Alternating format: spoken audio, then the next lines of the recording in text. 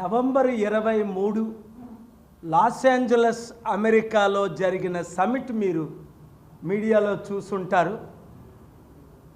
Honourable courts ఆ positive సమిట్ని చూసి బాగా రెస్పాండ్ అయ్యారు. కోట్ల మంది 200 దేశాల్లో ఆశ్చర్యపోయారు. ప్రొడ్యూసర్సు, డైరెక్టర్సు, యాక్టర్సు, సిఇఓసు, రాణిలు, క్వీన్స్ అంటారు. లాస్ ఏంజలస్ బెవర్లీ హిల్స్ హిట్టల్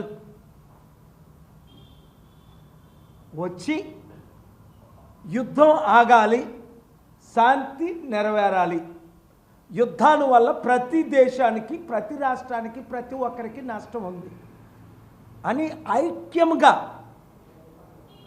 అందరూ కలవడం చాలా ఆనందం. నిన్ననే అమెరికా నుండి వచ్చి ఢిల్లీ సుప్రీంకోర్టులో ఎలక్షన్ ఎలాగ జరపాలి 7 సలహాలు ఇచ్చినా వారు ఎందుకు పాటించట్లేదు? 180 దేశాల్లో ఒక్కరు కూడా ఈవీఎంలు వాడనప్పుడు మనం ఎందుకు ఈవీఎంలు వాడాలి?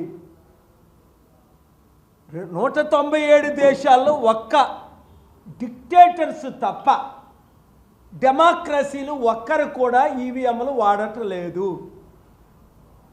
టెక్ ఎక్స్పర్ట్ ఇలాన్ మస్క్ చెప్పినట్లే ఈవీఎంలు ట్యాంపర్ అవుతున్నాయి, రిప్లేస్ అయిపోతున్నాయి, తద్వారా రిజల్ట్స్ బాగా రావట్లేదని అప్పుడు చంద్రబాబు నాయుడు గారు అన్నారు, ఇప్పుడు జగన్మోహన్ రెడ్డి గారు అన్నారు అని అంటే నా ఆర్గ్యుమెంట్స్ విన్న తర్వాత సుదీర్ఘంగా ఓహో ఓడిపోతే ఈవీఎంలని దోషిగా చేస్తారా అప్పుడు చంద్రబాబు నాయుడు, ఇప్పుడు జగన్మోహన్ రెడ్డి గారు అని కోర్టు